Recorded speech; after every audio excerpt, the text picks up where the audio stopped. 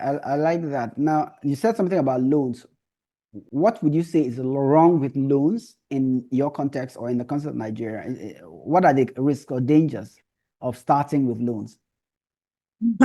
To start alone, myself when Janel Foods was we scaled to a certain point, which we knew that at this point we need more funding to upscale. We need more funding to run sponsored ads, to do advertisements, to get more equipment, to pay more staff. So at that point, we reached out to the Kabila Strategy Club for a loan in order for us to be able to meet up with the demand of our customers.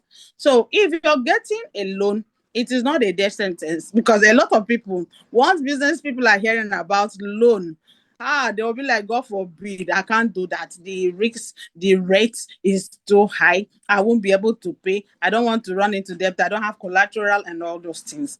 But when I got the loan from the Kabila group, it really helped. There will be challenges. In fact, let me share the reality incident that happened. When I got the money, I was using it because if you're a business person, you need to be very careful with your documentation.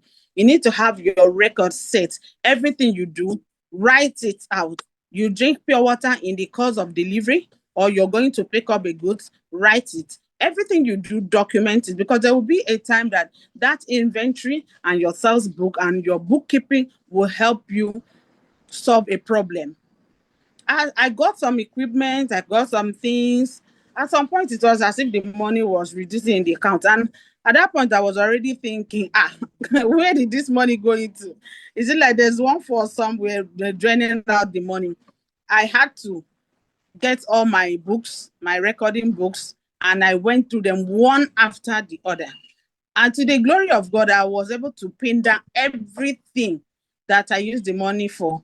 And when I calculate it, doing all the calculation, I noticed I noticed that my money was still intact. And that really helped me and boost up my confidence again that, oh, my money is in this product, is in this place. That was how I was able to overcome the fears. That's good. That's a good one. We're going to talk a bit about the psychological effect of thinking that your money is vanishing if you don't have the records, right? And Yeah. especially in Africa, sometimes we're even afraid. Maybe it's a satanic attack. It's somebody sending something to us simply because we've not done what we are supposed to do. But I like the fact that you called out taking records because Yes. every spend is important. Even the, like you said, pure water or sachet water that you take when going to do a delivery, it's a spend and it accumulates. It's a spend and it accumulates. And you said putting it down on record helped you to be able to map your spend back to the capital you had, right? That's beautiful. And that cleared the air for you psychologically in order to be able to say, my money is not disappearing. My money is not disappearing. It's actually in my business. And you keep forging ahead to do more. I want us to go into a little bit of how you even acquired customers at the beginning. Because what I also heard you say is that you got to a point where you knew you needed to scale because there was excess demand, right? There was a lot of Mhm. demand, which means you had built up your customers to a point where you knew what you now needed was injection of what capital, right? And Of that's why you were confident to take the loan. So before you got to the point of the loan, can you tell us a bit about the methods you used?